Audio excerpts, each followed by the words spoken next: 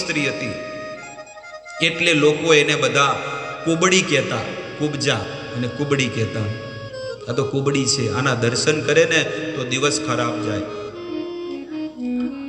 આવી રીતે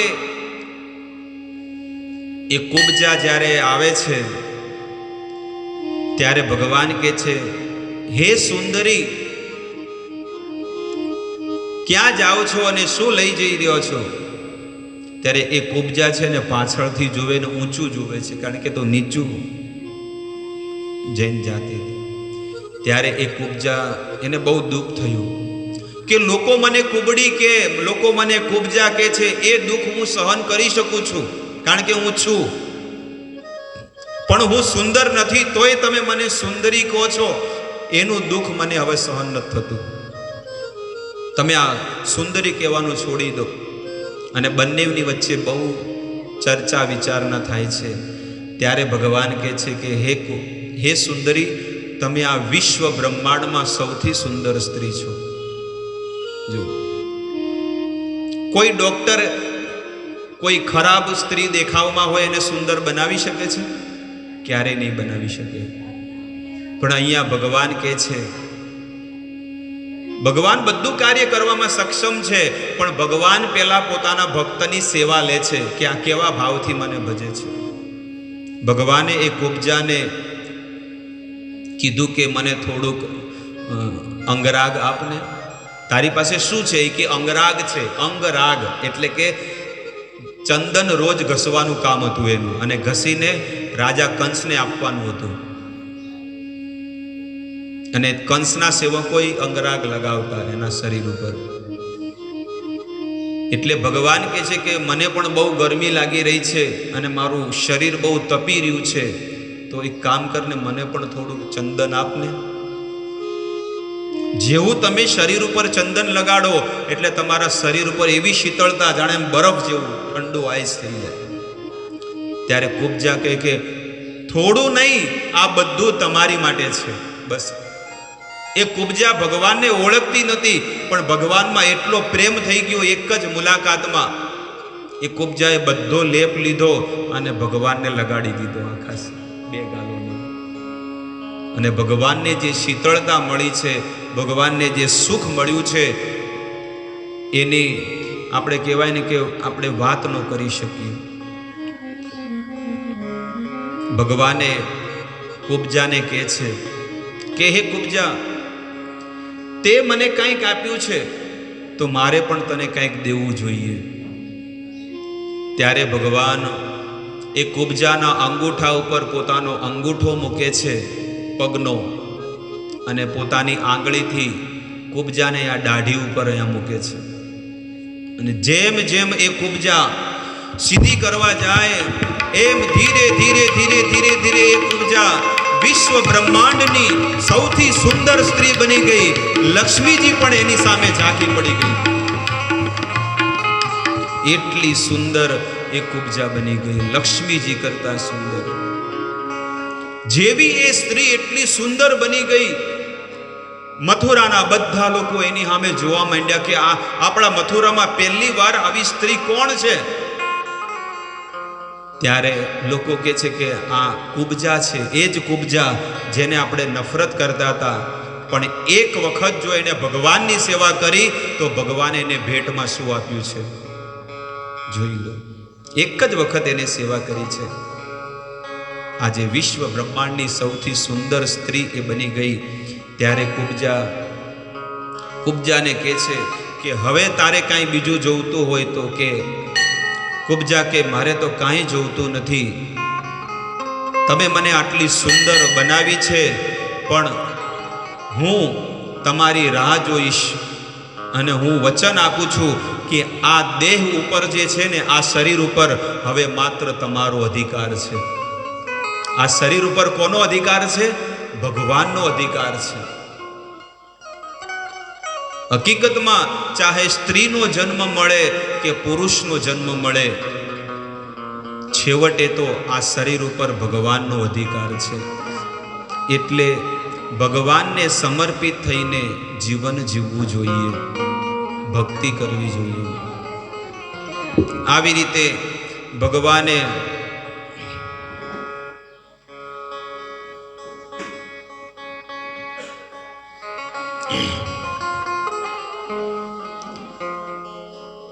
મથુરામાં ભગવાન આવી રીતે રહ્યા અને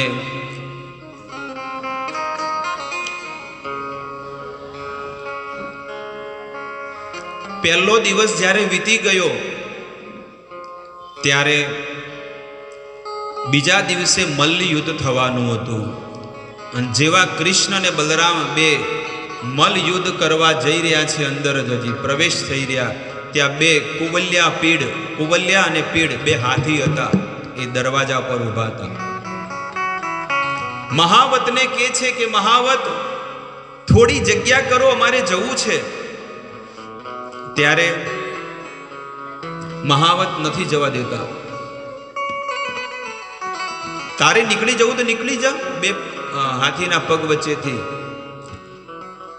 તો ભગવાન જેવા હાથીના પગ વચ્ચેથી નીકળવા જાય, એ મહાવતે પોતાનો પગ, હાથીનો જે પગ છે ને એ ઊંચો કરવાની કોશિશ કરી, પણ ભગવાન તો નીકળી ગયા, પણ એ હાથીને પણ પાડી નીકળી ગયા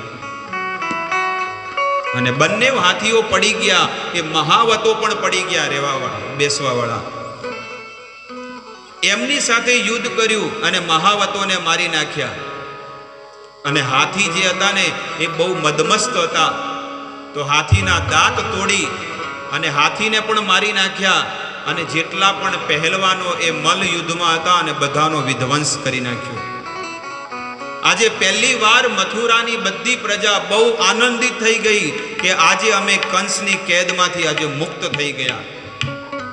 અને કંસ પોતાના મોટા સિંહાસન ઉપર બેઠો બેઠો જોઈ રહ્યો છે કે બસ મારી એક એક શક્તિ બધી નષ્ટ થઈ રહી છે. હવે કંસ વિચાર કરે છે કે મારે જ પોતે એની પાસે જવું પડશે. ત્યારે ભગવાન કહે છે હું તારી પાસે જ આવીશ, તારે મારી પાસે આવવાની કોઈ જરૂર નથી. અને ભગવાન, એ કંસ તો બહુ ઊંચો હતો, ત્યારે ભગવાને જોરથી કૂદકો મારી અને 5મા માળે પહોંચી ગયા, એટલા મોટા સિંહાસન ઉપર. અને બંનેની વચ્ચે ધમાસાર યુદ્ધ થયું અને બંને જણા યુદ્ધ કરી રહ્યા છે, એકબીજાને મારી રહ્યા છે, તલવાર ને ગદા સાથે યુદ્ધ થઈ રહ્યું છે. આજે ભગવાન એ બધી વાતો યાદ કરે છે કે મારી માતાને દેવકીને કેટલું કષ્ટ આપ્યું છે, કેટલા વર્ષો સુધી મારી માં એ જેલમાં રહી છે અને મારા 6 ભાઈઓને આને માર્યા છે. એટલે હવે તારો આ અંત આવી ગયો છે. અને ભગવાને પોતાની જોરથી મુષ્ટિકા એ કંસના પેટમાં પ્રહાર કર્યો, કંસના મોઢામાંથી લોહી નીકળ્યું અને કંસને નીચે ફેંકી દીધો. આવી રીતે કંસ નીચે મરેલો પડ્યો છે. અને બધા લોકો જેટલા પણ મથુરાના વાસી હતા એ બધા લોકો કહે છે બોલીએ મથુરાધીશ ભગવાન કી. અને બધા લોકોએ એ ભગવાન શ્રી કૃષ્ણનો અભિષેક કર્યો અને મથુરાના રાજા બનાવી દીધા. નંદ બાબા ને ગોવાળિયા તો બધા ત્યાં આગળ જતા રહ્યા, ગોકુળમાં, વૃંદાવનમાં. અને અહીંયા 18 વર્ષ સુધી ભગવાન રહ્યા. 15 કિલોમીટરનું અંતર હતું, પણ ભગવાને કીધું હતું કે હું આવીશ, વૃંદાવનમાં કીધું હતું ને. પણ 18 કિલોમીટર, 18 વર્ષ થઈ ગયા પણ ભગવાન ગયા નહોતા. અને ગોપીઓનું અને વ્રજવાસીઓનું જો જીવન એકદમ સુકાઈ ગયું હતું એમના વિરહમાં, એટલો પ્રેમ કરતી હતી. 18 વર્ષ સુધી જ્યારે મથુરામાં રાજ કર્યું ત્યારે અગ્રસેન રાજા હતા ને, એમને રાજા બનાવી અને પોતે દ્વારકા નગરીમાં વસ્યા. દ્વારકા નગરીમાં જઈને એમને 16,100 રાણીઓ સાથે વિવાહ કર્યા. આ 16,100 રાણીઓ જે છે ને, એક ભૌમાસુર રાક્ષસ હતો, અને આ ભૌમાસુર રાક્ષસ જે છે એને શાસ્ત્રોમાં વાંચેલું કે જે 16,108 હાથે લગ્ન કરે એ ભગવાન કહેવાશે. એટલે આણે બધી રાણીઓને છે ને કિડનેપ કરતો, બધા રાજાઓને કિડનેપ કરી નાખી અને પોતાના જે ગુફામાં છુપાવીને રાખતો કે હવે ખાલી 8 બાકી છે. 16,000 ભેગી કરી છે, પણ હવે કેટલી? 8 રાણીઓ બાકી છે. આખા સંસારમાં બધી જેટલી પણ સ્ત્રીઓ છે, કુંવારી કન્યાઓ, એ બધાનો અપહરણ કરીને અહીંયા લાવતો. ત્યારે એની ગુફામાં, જે ભૌમાસુરના ગુફામાં જેટલા પણ રાજાઓ અને જેટલી પણ કન્યાઓ હતી એ બધા લોકો ભગવાનને પ્રાર્થના કરે છે કે હે ભગવાન, તમે આવો ને અમારી રક્ષા કરો. અમે તો દીન દુખિયા છીએ, તમારા વગર અમારો કોણ અધિકાર? કોઈનો અધિકાર નથી, એકમાત્ર તમારો જ અધિકાર ને તમારો જ સહારો છે અમને. એટલે તમે આવીને અમારી રક્ષા કરો. ત્યારે ભગવાન એ રાક્ષસની સાથે યુદ્ધ કરે અને રાક્ષસનો વધ કરી નાખે છે. 16,100 રાણીઓને મુક્ત કરી દીધા, ઓલા રાજાઓને પણ મુક્ત કરી દીધા. ત્યારે ઓલી રાણીઓને કહે છે કે હવે તમે તમારા ઘરે જાઓ. ત્યારે રાણીઓ કહે છે કે હવે અમને કોઈ નહીં રાખે, કારણ કે અમે કેટલાય વર્ષોથી આ રાક્ષસની કેદમાં છીએ. અને એ સમયમાં એવું હતું કે એક રાત માટે પણ કોઈ એકલી સ્ત્રી ઘરની બહાર જાય ને એને કોઈ ન રાખતું, એની હારે કોઈ લગ્ન ન કરતું. આવું પહેલાનું જીવન હતું. એટલી પવિત્રતા, એટલો કડક કાયદો ને નિયમ બહુ હતો. અને હવે જીવન કેવું થઈ ગયું છે? એટલે પાપ વધે, અને પાપ વધે એટલે અત્યાચાર થાય. ધરતી માતા એને દુઃખ સહન ન થાય એટલે ભગવાન પાસે થાય. દેવતાઓ દ્વારા એને દુઃખ મળે માણસોને. ઓલી સ્ત્રીઓ કે હવે અમે અમારા ઘરે નહીં જઈએ, પણ અમે તો આત્મહત્યા કરીને મરી જશું. ત્યારે ભગવાન ગીતામાં કહે છે કે મેં જ આ બધા લોકોને પ્રગટ કર્યા છે, અને મારા લીધે જો આ લોકો મરી જશે તો એનું પાપ પણ મને લાગશે. એટલે ભગવાને 16,100 રાણીઓ સાથે વિવાહ કર્યા. હવે 16,100 રાણીઓ સાથે વિવાહ કર્યા એટલે એની ચોરી પણ એટલી થવી જોઈએ ને. ચોરી કે ને લગ્ન મંડપની ચોરી. હવે ભગવાને 16,100 સ્વરૂપ બનાવ્યા. 16,100 ને સ્વરૂપ બનાવ્યા. 108 આમ તો છે, પણ એ અલગ અલગ વિવાહ કરેલા. 8 પટરાણીઓ હતી અને આ 16,100 રાણીઓ હતી. 108 કન્યાદાન કરવા પડે ને. 16,100 કન્યાદાન એટલે 16,100 વસુદેવ અને દેવકી બનાવ્યા ભગવાને. બધી જગ્યાએ ક્યાં કન્યાદાન કરવા આવે? પેલો બાજુવાળા મહારાજ કે અહીંયા આવો, પેલો કે ત્યાં આવો, તો થાકી જાય. એટલે ભગવાને છે ને 16,100 બ્રાહ્મણો બનાવી દીધા, 16,100 ચોરીઓ બનાવી દીધી, અને પોતે પણ 16,100 બની ગયા. અલગ અલગ એમનો વિસ્તાર કર્યો, અને 16,100 વસુદેવ અને દેવકી બની ગયા. આવી રીતે વિવાહ કર્યા અને દ્વારકા નગરીમાં સુખેથી ત્યાં આગળ રહેવા માંડ્યા. જેવા દ્વારકા નગરીમાં રહે છે ત્યાં એમને એક પત્ર આવ્યો, લેટર. અને એ પત્રની અંદર લખેલું હતું કે હે કૃષ્ણ, હું તમને મનથી વરી ચૂકી છું અને હું તમારી સાથે વિવાહ કરવા માંગુ છું. ભગવાન કે આપણે તો ક્યારે મળ્યા નથી, ક્યારે ફોન ઉપર વાત નથી કરી, તો તમે મને કેવી રીતે? કારણ કે હવે તો ચલો ફેસબુક ઉપર કે જેમાં પણ જોઈ શકે, પણ ત્યારે ક્યાં હતું એવું કાંઈ? ત્યારે એ રૂકમણી કહે છે કે અમારા મહેલમાં અસિત, દેવલ, વ્યાસ, ધૌમ્ય મોટા મોટા ઋષિ મુનિઓને સાધુ સંતો આવે, અને જ્યારે જ્યારે આવે ત્યારે હે કૃષ્ણ તમારા જ ગુણ ગાતા હોય, તમારી જ લીલા કથાઓ કરતા હોય, તો ત્યારથી મારું મન તમારામાં લાગી ગયું છે. એટલે હવે હું વરું તો તમને જ વરું, ન કે કોઈને ન વરું. રૂકમણીનો ભાઈ રૂકમી એ પોતાની બેનના વિવાહ એવા વ્યક્તિની સાથે કરવા જઈ રહ્યો હતો કે રૂકમણીને ગમતું જ નહોતું, શિશુપાલ. અને શિશુપાલ છે ને એ નાનપણથી ભગવાનથી દ્વેષ કરે અને રૂકમણી એ ભગવાનને પ્રેમ કરે. હવે કેવી રીતે મેળ આવે? શિશુપાલ અને કૃષ્ણ એ બે મામા ફઈના હતા, સગા મામા ફઈના. ખબર છે? એ બે મામા ભાઈના હતા. આવી રીતે શિશુપાલ નાનપણથી ભગવાનથી દ્વેષ કરે છે. નાનપણથી શિશુપાલ નાનપણથી દ્વેષ કરતો, નાનપણથી જ ગાળો બોલે અને તોતળી ભાષામાં આ તાલો તીતના આવો તે એવી તોતળી ભાષામાં નાનપણથી ઈર્ષ્યા કરે.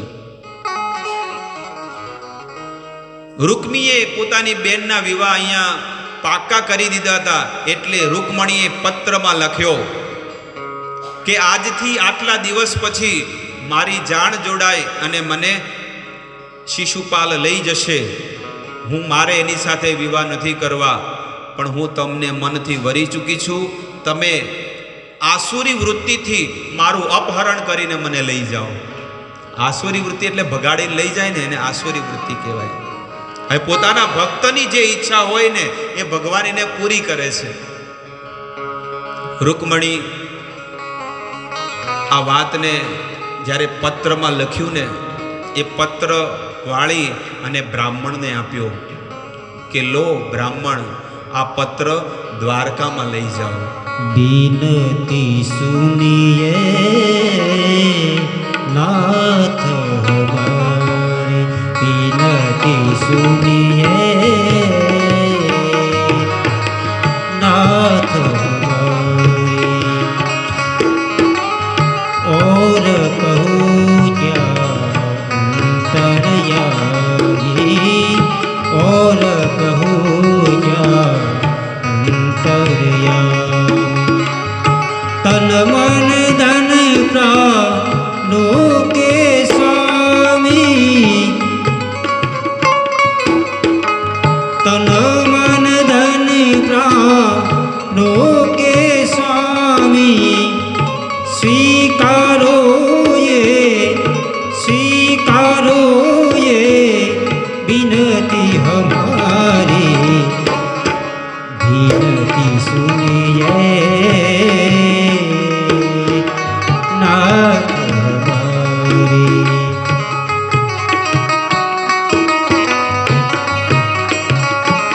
ओ जन्म जन्म की लागी लगन है, जन्म जन्म की लागी लगन है, साक्षी तारा धरा गगन है, साक्षी तारा धरा गगन है, तन मन धन प्राणों के स्वामी, तन मन धन प्राणों के स्वामी, स्वीकारो ये बिनती हमारी, बिनती सुनिए नाथ हमारी, बिनती सुनिए नाथ हमारी. એ રૂકમણી પત્રમાં લખે છે કે આટલી મારી વિનંતી સુનો, આટલી મારી અરજ સુનો, તમે મને આવીને લઈ જાઓ. અમારે એવો રિવાજ છે કે અમારા જ્યારે વિવાહ થાય ત્યારે અમને માતાના દર્શન કરવા માટે મંદિરે લઈ જાય છે. અને જે દિવસે લગ્ન થવાના હોય એ દિવસે મંદિરે માતાના દર્શન કરી અને જ્યારે હું નીચે ઉતરું ને ત્યારે એ જ ઘડીએ તમે મને લઈ જજો. આવી રીતે પત્ર લખ્યો અને જો તમે નહીં આવો તો મારી સાથે હું ઝેર રાખીશ. તમે નહીં આવો તો હું ઝેર પી લઈશ, પણ આ શરીર ઉપર માત્ર તમારો જ અધિકાર છે, બીજા કોઈ નહીં. આટલું કહી અસ્તુ. બ્રાહ્મણે એ પત્ર વાળી લીધો અને આજે એ બ્રાહ્મણ મહારાષ્ટ્ર નાગપુર, જેને કહેવાય પહેલા કુંડિનપુર કહેવાતું, અત્યારનું નાગપુર, જે કાલે ખાધા હતા ને, હા, એ નાગપુરને પહેલા કુંડિનપુર કહેવાતું મહારાષ્ટ્ર, અને રૂકમણી ત્યાંના હતા. ભગવાન ગુજરાતી હતા અને એમની પત્ની મરાઠી હતા મહારાષ્ટ્રના.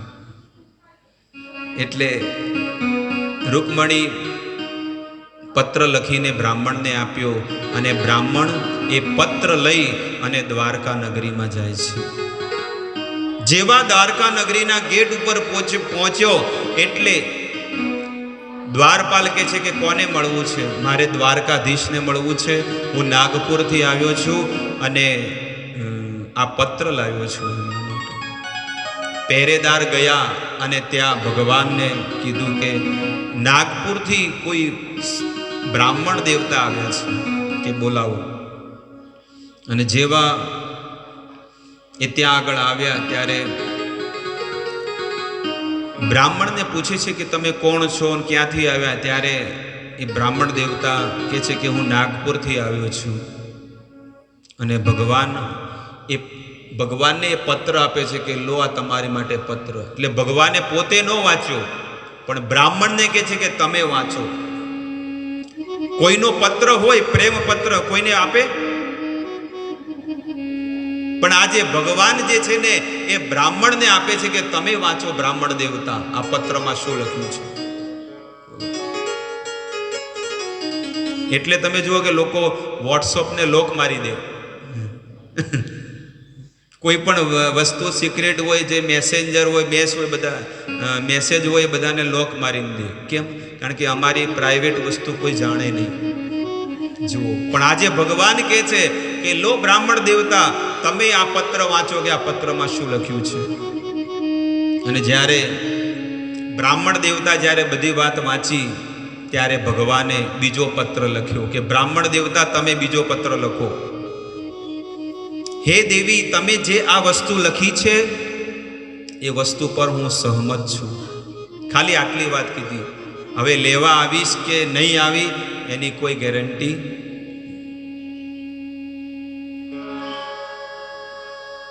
બ્રાહ્મણ દેવતા ગયા અને રૂકમણી પૂછે છે કે શું થયું? જવાબ શું આપ્યો? કે બસ એટલું લખ્યું છે કે સારી વાત છે, એટલું ખાલી લખ્યું, પણ કે આવીશ કે નહીં આવીશ એવું કાંઈ કીધું જ નથી. તો પછી કંઈક કામ કરો, ઓલી બોટલ લેતા હો. હવે બીજો તો કોઈ આધાર નથી.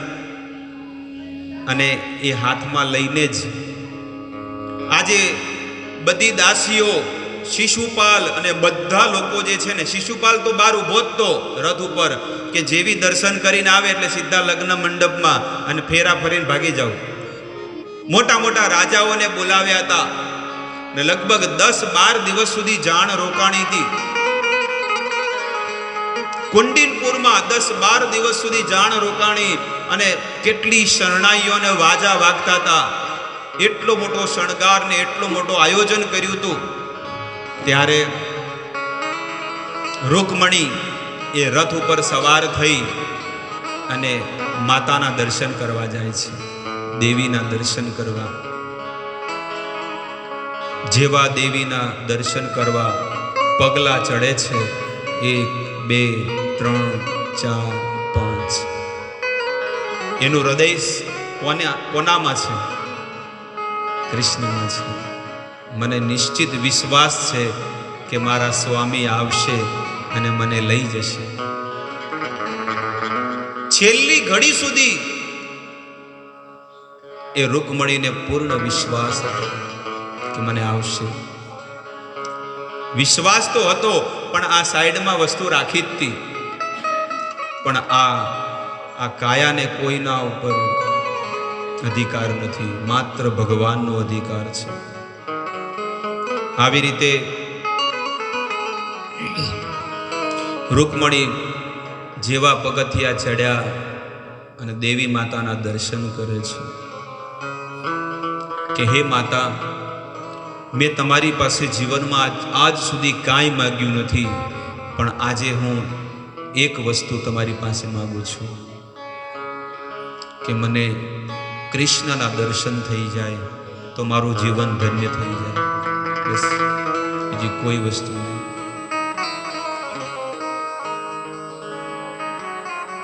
રૂકમણી દર્શન કર્યા, ઘણી વાર સુધી કાલાવાલા કર્યા, બહુ પ્રેમથી નિરખીને માતાના દર્શન કર્યા. અને હવે દાસીઓ કહે છે કે ચાલો, સમય થઈ ગયો છે લગ્ન મંડપમાં જવાનો. હવે હજી સુધી જેવા પાછા ફર્યા અને એ જ દાદરા જે ચડ્યા હતા ને એ જ દાદરા જ્યારે ધીરે ધીરે ધીરે નીચે ઉતરવાની કોશિશ કરે છે, એક દાદરો જેવો ઉતર્યો તેમનો પગ થાંભી ગયો, ઊભા રહી ગયા પહેલા, અને બધી બાજુ નિરખે છે.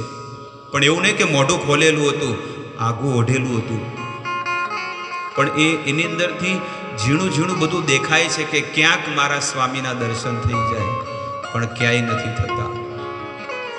એની આશાની કિરણ તૂટવા લાગે છે, પણ 100% પૂર્ણ વિશ્વાસ હતો, ભલે ગમે તે થાય પણ મારા પ્રભુ આવશે મને લેવા માટે. બીજું પગથિયું નીચે ઉતરે છે, ફરીથી જોવે છે, હજી સુધી મને કોઈ દર્શન થતા નથી. અને સામે શિશુપાલ રથ ઉપરથી નીચે ઉતરવાની કોશિશ કરે છે. એક પગથિયું, 2 પગથિયું, 3 પગથિયું, 9 પગથિયા હતા. જેટલા પગથિયા ઉતરે એની અંદરથી જ્વાળા ભગવાનના વિરહની એટલી બળતી જાય. અને ભગવાન જોવે છે છેલ્લી ઘડી સુધી આ રૂકમણીનું મન મારામાં છે કે શિશુપાલમાં છે, ભગવાન એ જોવે છે. અને એ જ ઘડીએ જ્યારે છેલ્લું પગથિયું જ્યારે ઉતરવા જાય, એ જ ઘડીએ ભગવાન જાણીના પાછળ જતા રથ લઈને, અને જોરથી રથ આવ્યો અને ભગવાને એ રૂકમણીને રથમાં બેહાડીને લઈ ગયા. બધા લોકો કે લઈ ગયો પેલા દ્વારકા વાળો લઈ ગયો, રહી ગયો ને રહી ગયો શિશુપાલ રહી ગયો.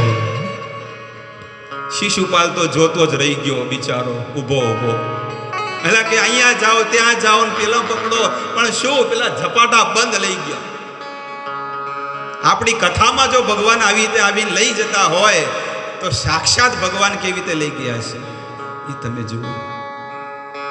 પણ છેલ્લી ઘડી સુધી એ રૂકમણીની પરીક્ષા કીધી કે આનું મન મારામાં છે કે શિશુપાલમાં છે. નિશ્ચિત ભગવાન છે ને જોવે છે. જે ઝવેરી હોય ને, ઝવેરી એ ડાયમંડને બરોબર પરખે પછી જ લે કે આની કિંમત આવશે કે નહીં આવે. એટલે એક એક ભક્તને છે ને ભગવાન શું કરે છે, જોવે છે. ડાયમંડ કેવી રીતે જોવાય ખબર છે? આવી રીતે જોવાય. અમે તો બહુ જોયા, બહુ 15 વર્ષ સુધી.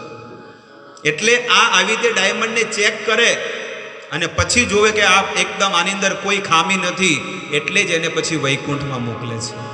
જ્યાં સુધી ખામી, ક્રોધ, ઈર્ષા અને ઘણી બધી વસ્તુઓ ભરી છે ત્યાં સુધી આ જગતમાં જ રહેવું પડવાનું છે.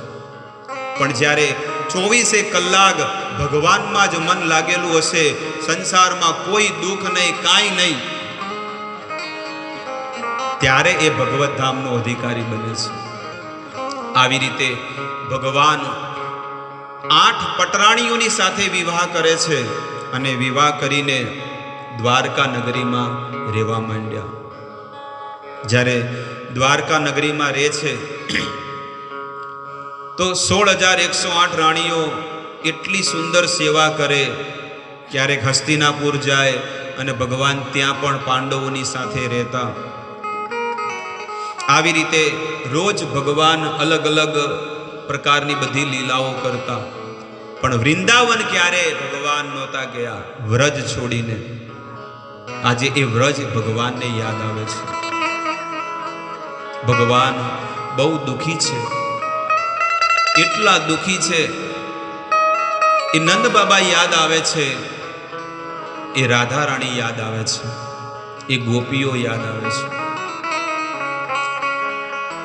16,108 રાણીઓ કહે છે કે હે રોહિણી માતા, અમે અમારા સ્વામીનું એટલી સેવા કરીએ છીએ, સેવામાં કોઈ ખામી નથી રાખતા, રાત દિવસ એમની ચિંતા, એમની સેવા કરીએ, તોય એક શા માટે દુખી હશે આટલું?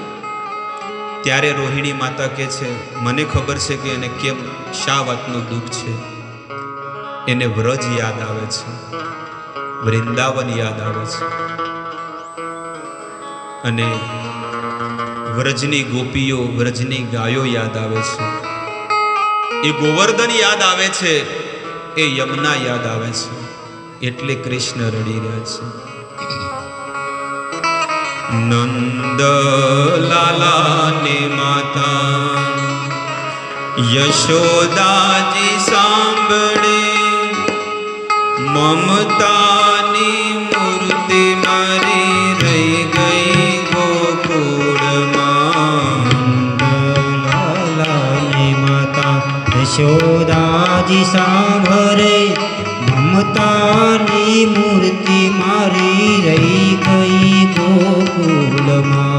નંદ લાલાને માતા યશોદાજી સાંભળે, મમતાની મૂર્તિ મારી રહી ગઈ ગોકુળમાં.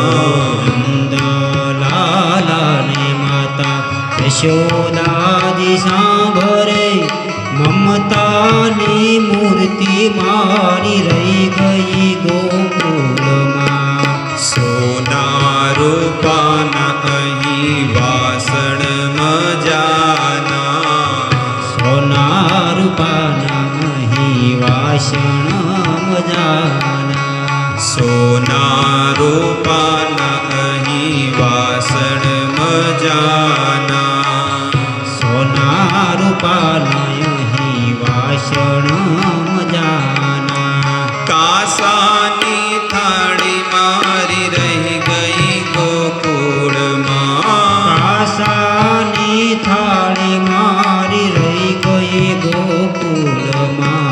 નંદ લાલાને માતા યશોદાજી સાંભળે, મમતાની મૂર્તિ મારી રહી ગઈ ગોકુળમાં. યશોદાજી સાંભળે, મમતાની મૂર્તિ મારી રહી ગઈ ગોકુળમાં. 56 ભોગ અહીં ધરાય છે, 56 ભોગ તો અહીં ધરાય છે. 56 ભોગ તો અહીં ધરાય છે. 56 ભોગ તો અહીં ધરાય છે. માખણ ને મિશ્રી મારી રહી ગઈ ગોકુળમાં. માખણ ને મિશ્રી મારી રહી ગઈ ગોકુળમાં. માખણ ને મિશ્રી મારી રહી ગઈ ગોકુળમાં. માખણ ને મિશ્રી મારી રહી ગઈ ગોકુળમાં. નંદ લાલાને માતા યશોદાજી સાંભળે, મમતાની મૂર્તિ મારી રહી ગઈ ગોકુળમાં. નંદ લાલાની માતા યશોદાજી સાંભળે, મમતાની મૂર્તિ મારી રહી ગઈ ગોકુળમાં. રાણી પટરાણી અહીં મહેલે સોહાય છે. રાણી પટરાણી અહીં મહેલે સોહાય છે. રાણી પટરાણી અહીં મહેલે સોહાય છે. રાણી પટરાણી અહીં મહેલે સોહાય છે. ગોપી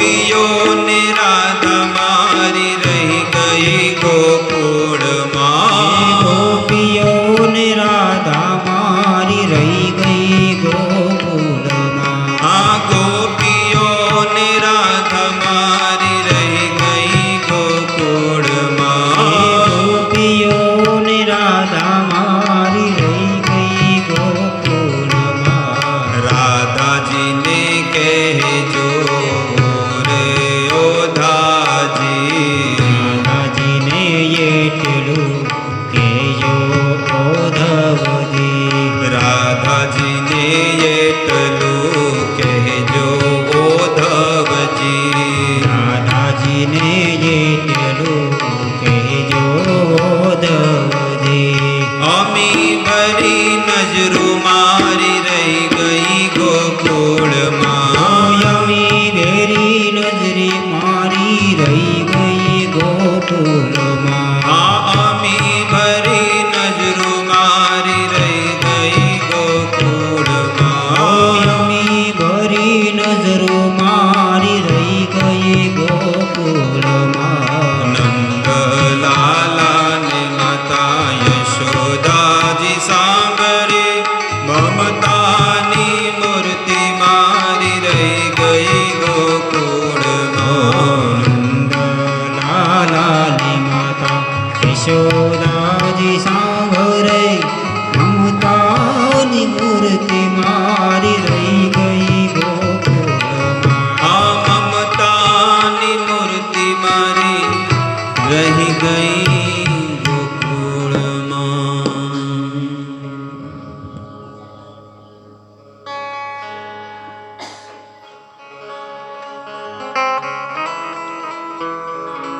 એક એક ઘડી ભલે 100 વર્ષ સુધી ભગવાન દ્વારકામાં રહ્યા હોય, પણ એ ભગવાન એક એક ઘડી એ વૃંદાવનને યાદ કરે છે. 11.5 વર્ષ વ્રજ વૃંદાવનમાં રહ્યા. 18 વર્ષ સુધી ભગવાન મથુરામાં રહ્યા અને 100 વર્ષ દ્વારકામાં રહ્યા. આવી રીતે ભગવાન દ્વારકામાં રહીને પણ વૃંદાવનનું ચિંતન કરે છે, વૃંદાવનનું સ્મરણ કરે છે, વ્રજને યાદ કરે છે. ભલે કે હું વ્રજમાંથી આ શરીરથી આવ્યો હોય, પણ મારી યાદો અને મારો આત્મા જે છે ને એ તો વૃંદાવનમાં છે, વ્રજની અંદર છે. ભગવાન કહે છે કે મારા વ્રજને જે પ્રેમ કરે છે ને એ મને પ્રેમ કરી રહ્યો છે. એટલે મનથી પણ વ્રજમાં જવું જોઈએ અને શરીરથી પણ મોકો મળે તો વ્રજ વૃંદાવન ધામમાં જવું જોઈએ અને વ્રજના દર્શન કરવા. ત્યાંની આજે પણ ત્યાંના કણ કણની અંદર રાધા અને કૃષ્ણનો પ્રેમ છુપાયેલો છે. આજે પણ તમે જ્યારે એની જે માટી લેશો ને, ત્યારે રજ લેશો ને, તો એક રજ સફેદ હશે અને એક શ્યામ વર્ણની હશે. આમાંથી કેટલા લોકોને ખબર નહીં હોય કે ત્યાંની રજ તમે આમ માટી પકડીને આમ હાથમાં લેશો ને, તમને હરેક રજ છે ને એક કાળી હશે ને એક સફેદ હશે. કણ કણની અંદર રાધા અને કૃષ્ણનો પ્રેમ છુપાયેલો છે. એટલી દિવ્ય જગ્યા છે, એટલું દિવ્ય જગત છે, પણ આપણી આ આંખોથી આપણને ન દેખાય. એના માટે ભક્તિરૂપી આંખો હોવી જોઈએ. આ હાડ માંસથી બનેલું શરીર ભગવાનના ધામના દર્શન ન કરીને આવે, એ માત્ર પિકનિક કરીને આવતો રહે. અમે તો વૃંદાવન ગયા હતા, પછી ત્યાં હોટલમાં છે ને પીઝા ખાઈને આવતા રહ્યા. તમારું જીવન બેકાર છે, કાંઈ કામનું નથી. ત્યાં આગળ તમે જાઓ છો, ઘણા લોકો કે ત્યાંના પંડાઓ આવા છે, બ્રાહ્મણો આવા છે, પૈસા માગે છે. અરે એમનું એટલું સૌભાગ્ય કહેવાય કે એને વ્રજમાં જન્મ લીધો છે. તમે નથી ઠગતા બધાને? તમારા ઘરવાળા બધા અહીં નહીં ઠગતા? ઠગે છે કે નથી ઠગતા? સાચું બોલો. હા, અરે દુનિયામાં બધા લોકો ઠગે છે, એ તો વ્રજમાં રહે છે. અને તમને કેટલા ભાગ્યશાળી હશે વ્રજવાસી બ્રાહ્મણો કે જેને વ્રજની અંદર જન્મ લીધો. અરે કદાચ 2-5 વધારે આપી દીધા તો એક ભગવાનનો ભક્ત છે, ભગવાનની પરંપરાનો છે. લોકો જ્યારે આવું બોલે તો અમને એમ થાય છે કે આમ જાણે આખી પૃથ્વી બલિ મહારાજની જેમ દાનમાં આપી દીધી હોય ને એટલી મોટી મોટી વાતો કરેલો. અમે તો ગયા હતા તો બધા બ્રાહ્મણો એવા માગે કે અહીંયા આવો, અહીંયા આવો, પણ તમે એને આપ્યું તો તમારું ધન પવિત્ર થયું. આવું લોકો બોલે. એટલા માટે જીવનમાં વૃંદાવનમાં જવું જોઈએ અને વૃંદાવનમાં જઈ પ્રભુને એ જ સ્મરણ કરવું જોઈએ કે જેટલો ગોપીઓ તમને પ્રેમ કરતી અને તમે ગોપીઓને જેટલો સ્નેહ કરતા, એનો રંચ માત્ર પણ જો અમે તમારી ભક્તિ કરીએ ને તો અમારું આ મનુષ્ય જીવન સફળ બની જશે. ઠાકુરજીને એ પ્રાર્થના કરવી જોઈએ. વૃંદાવન, દ્વારકા, તિરુપતિ બાલાજી, ભગવાનના જે સ્થાન છે એ જગ્યાએ જઈને દર્શન કરવા જવું જોઈએ. આપણા ઘરે એ જ વાત કરવી જોઈએ કે ચલો આપણે અહીંયા જઈએ દર્શન કરવા, આ સ્થાને જઈએ, આવી રીતે જવું જોઈએ. આવી રીતે વૃંદાવન ધામની મેં તમને આ બધી કથા કીધી. હકીકતમાં જ્યાં સુધી જીવનમાં સાચા ગુરુની શરણમાં તમે નહીં જાઓ ને ત્યાં સુધી આ જગતમાં ભટકતા રહેશો. પણ જ્યારે કોઈ સદગુરુ આપણને મળ્યા હોય, આપણને ભગવાનનું સ્મરણ કરાવડાવે, ભગવાનની કથા કરે, ભગવાનનું નામ લેવાનું કહે, તો આપણે એ નામને લેવું જોઈએ નિરંતર. અને નામથી જ નામ કો લેકર તર ગઈ મીરાબાઈ, અને નામ લેવાથી, ભગવાનનું નામ લેવાથી છે ને મીરાબાઈ તરી ગયા હતા. અને ભક્તિના કાર્યમાં જેટલા આડે આવ્યા છે ને, મીરાબાઈ જાય, પ્રહલાદ મહારાજ હોય, એ બધાએ છે ને પોતાના પરિવારનો ત્યાગ કરી દીધો છે. કે છે કે પિતા પ્રહલાદ તજો, જ્યારે ભક્તિના આડે જ્યારે એ પિતા આવ્યા હતા તો પ્રહલાદ મહારાજે પોતાના પિતાનો ત્યાગ કરી દીધો. બલિ ગુરુ તેજો, અને બલિ મહારાજે પોતાના ગુરુનો ત્યાગ કરી દીધો. જ્યારે ભગવાનની ભક્તિ કરવી હોય કે ભગવાનનું નામ લેવાનું હોય, એટલી મહિમા ભગવાનના નામની છે. ભગવાનના નામની શાસ્ત્રોમાં, વેદોમાં તો બહુ બધી મહિમા બતાવી છે. કે સતયુગમાં લોકો ધ્યાન કરતા, 1,00,000 વર્ષ સુધી ધ્યાન કરતા આવી રીતે બેસીને, ત્યારે એને પ્રભુની પ્રાપ્તિ થતી. ત્રેતાયુગમાં લોકો મોટા યજ્ઞ કરતા, હવન કરતા, અને એ મોટા યજ્ઞ જ્યારે કરે એટલે એમને ભગવાનની પ્રાપ્તિ થતી. પણ જ્યારે દ્વાપર યુગ આવ્યો એટલે દ્વાપર યુગની અંદર ભગવાનની સેવા કરવી ઐશ્વર્ય ભાવથી, ભગવાનને કોઈ પ્રકારની કમી ન રાખવી, એટલી સુંદર સેવા કરે. પણ ભગવાને જોયું કે કળિયુગના જીવાત્માઓ આમાંથી એક પણ વસ્તુ નહીં કરી શકે, ધ્યાન યોગ નહીં કરી શકે, મોટા યજ્ઞ નહીં કરી શકે, અને ભગવાનની સેવા પણ ઐશ્વર્ય ભાવથી નહીં કરી શકે. ઐશ્વર્ય ભાવથી એટલે ભગવાનનું મુગુટ સોનાનું હોય, વાસળી સોનાની હોય, એમની ચાખડીઓ સોનાની હોય, કોઈ કરી શકે? ન કરી શકે. પણ દરેક વ્યક્તિ પોતાના ઘરે આવી રીતે ભગવાનની સેવા કરતા. એટલે ભગવાને જોયું આ કળિયુગમાં બધા લોકો સેલ ખોલે છે, બાય 1 get 1 free, એવું કે છે. કળિયુગમાં બધા લોકો સેલ ખોલે એટલે ભગવાન કે મારે પણ સેલ ખોલવો છે, પણ શેનો? ભક્તિનો સેલ ખોલવો છે. ભગવાને કયો સેલ ખોલ્યો છે? ભક્તિનો, ભક્તિરૂપી સેલ. કે તમે ખાલી ઘરે બેઠા ખાલી મણકે પોતાની જીભથી જ્યારે પ્રભુનું નામ લો ને, તો તમે મુક્ત થઈ અને વૈકુંઠના અધિકારી બનશો. એટલે આટલી મહિમા આ કળિયુગમાં નામની આપી છે. કે કળિયુગમાં ભગવાનનું નામ લેવાથી કોઈ પણ જીવાત્મા ગમે જેટલો પાપી કેમ ન હોય, પણ એ પાપી જીવાત્મા પણ છે ને તરી જાય છે. અપી ચેત સુદુરાચારો ભજંતે મામ અનન્ય ભાગ, સાધુર એવ સમંતવ્ય સમજ્ઞ ભવિતો હિસ. ભલે ગમે જેટલો કોઈ મહાપાપી કેમ ન હોય, પણ જો ભગવાનનું નામ લેશે ને તો એ તરી જશે પ્રભુનું નામ લેવાથી. એટલો મહાપાપી હતો વાલિયો લૂંટારો, પણ એટલો મહાપાપી પણ છે ને ભગવાનનું નામ લેવાથી તરી ગયો. ઉલટું નામ લેતો, પણ ઉલટું નામ લેવા છતાં પણ એ તરી ગયા. નારદ ઋષિ મુનિ કહે છે કે બોલો રામ, બોલો રામ, બોલો રામ, બોલો રામ રામ. તો એ રામ કરતા મરા કરે છે. કારણ કે મારવાની જ પ્રેક્ટિસ પડી છે આખું જીવન, એટલે મરા કરે છે. ત્યારે કહે છે કે ખેતરમાં બીજ ઊંધું વાવો કે આડો આવો એનો ફણગો તો સીધો જ ફૂટે.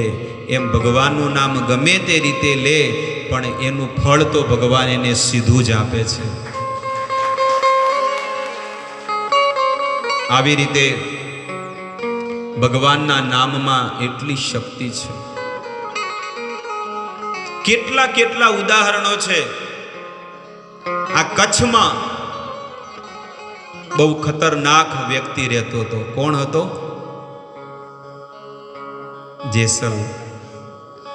જેસલ રહેતો. અને એ જેસલ જે છે ને બહુ ખતરનાક. એને એટલા બધા પાપ કરેલા, અત્યાચાર કર્યા, અને પાપ કરતો કરતો કરતો એ જાડેજા છે ને એમના આશ્રમમાં પહોંચે છે. અને ત્યાં આગળ સંતાઈને જ્યારે કહે છે કે અહીંયા અમારી શરણમાં આવ્યો છે, કે હા હું તમારી શરણમાં આવ્યો છું. પણ ત્યાં એ સભામાં જઈને એ કહે છે કે તમારા આ આશ્રમે તમારા દ્વારે જે આવે છે એ ખાલી હાથ જતો નથી. કારણ કે એની પત્ની ઉપર એટલો મોહિત થઈ ગયો, તોરલની ઉપર. ત્યારે એમ કહે છે કે જો તમારે કાંઈક દેવું હોય તો મને તમારી પત્ની આપી દો. આવું માગે છે.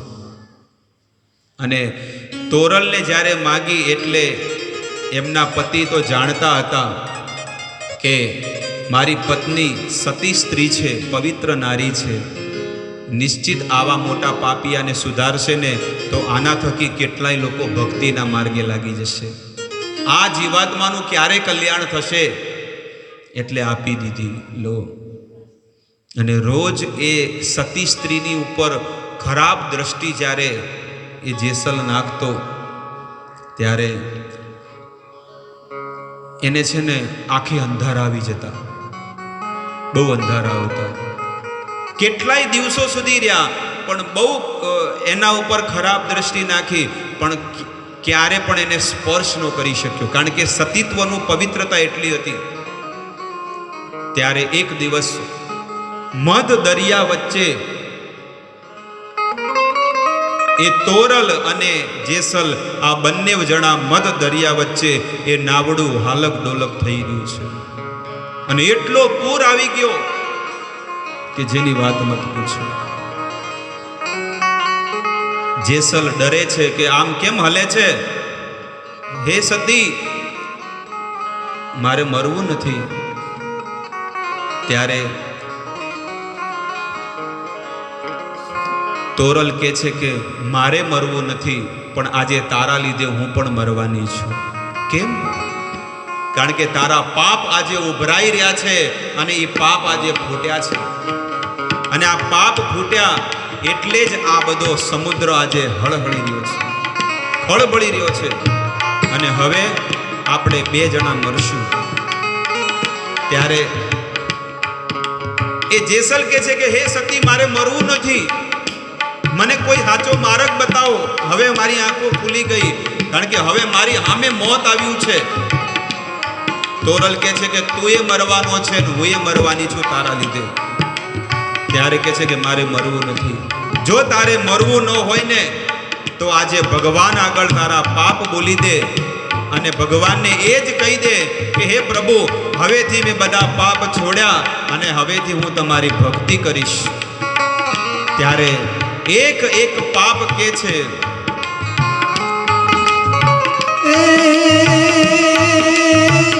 તોડી સરોવર પાળ સતી મેં તો તોડી રે સરોવર પાળ રે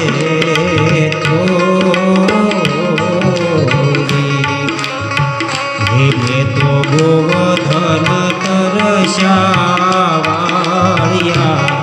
મેં તો ગોવર્ધન તરસ્યા વાળિયા.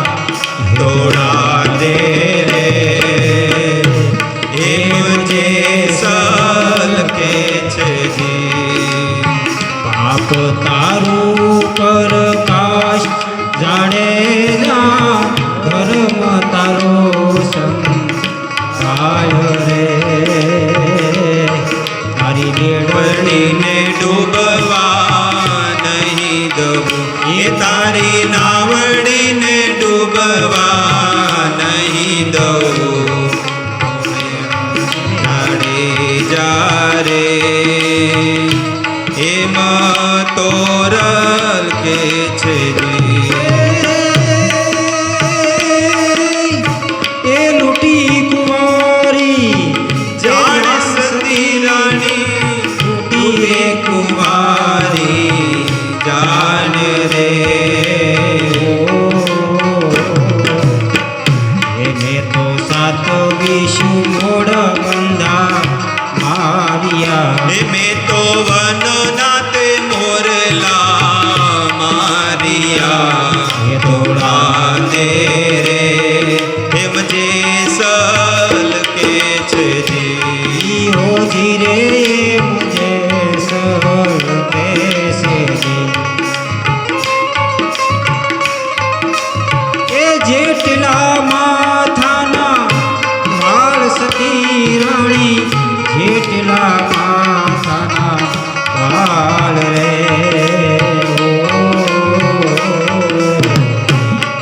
એવા એટલા તો કુકરમો મેં કર્યા સતી એટલા તો કરમો મેં કર્યા હે તોડા દે એ મુझे सब कैसे दी જેટલા મથાના વાળ સતી રાણી જેટલા મથાના વાડ રે એટલા તે કુકર્મ મેં કર્યા હો એટલા તે કુકર્મ મેં કર્યા થોડા દે રે मुझे सब कैसे दी ओ धीरे मुझे सब कैसे જેમ ભગવાન આગળ એ બધા પાપ બોલ્યા ત્યારે ભક્તો એક ચમત્કાર થઈ ગયો ડાયરેક્ટ ભગવાનના ધામમાંથી એવી આખો દરિયો જે છે ને ભગવાનની એટલી કૃપા થઈ કે આખો દરિયો શાંત થઈ ગયો અને જ્યારે એ દરિયો શાંત થયો ત્યારે જેસલ છે ને એના ચરણોમાં પડી ગયું પગમાં પડી ગયું એના પગને કે હે દેવી મેં તમારી પર કુદૃષ્ટિ કરી પણ તમે મારા ગુરુ છો ત્યારે એને ગુરુ બનાવી દીધા અને ઇતિહાસ ગવા છે તમે જુઓ ઇતિહાસ ગવા છે કે એટલો મોટો ખતરનાક ખૂંખાર રાક્ષસ જેવો એ જેસલ આજે એક સ્ત્રીના કહેવાથી એને ગુરુ બનાવી અને ભક્તિના માર્ગે લઈ અને ભગવાનનું નામ લઈને તરી ગયું એટલા મોટા મોટા પાપિયાઓ જો ભગવાનનું નામ લેવાથી તરી જઈએ તો ભક્તો આપણે તો એટલા બધા પાપ નથી કર્યા આપણે પણ જો પ્રભુનું નામ લેશું ને તો આપણે પણ તરી જશું પણ સાચા સદગુરુની શરણમાં રહી કરવાનું છે જેસલે કર્યું પણ એને એક ગુરુ ધારણ કર્યા સાચા ગુરુ અને સાચા ગુરુની શરણમાં રહી એમના માર્ગદર્શન અનુસાર એને ભક્તિ કરી ભજન કર્યું અને આજે એ જેસલ તરી ગયો એટલે કળિયુગમાં આપણું શાસ્ત્ર કહે છે કે ભગવાનનું નામની બહુ મહિમા છે કલયુગ કેવલ નામ આધારા આ કળિયુગ માત્ર નામનો આધાર છે બીજો કોઈ આધાર નથી એટલે ભગવાનનું નામ લેવું જોઈએ હરે કૃષ્ણ બધા ઊભા થઈને કીર્તન કરશું થોડી વાર પછી હરે રામ હરે રામ राम राम हरे हरे हरे कृष्ण कृष्ण कृष्ण हरे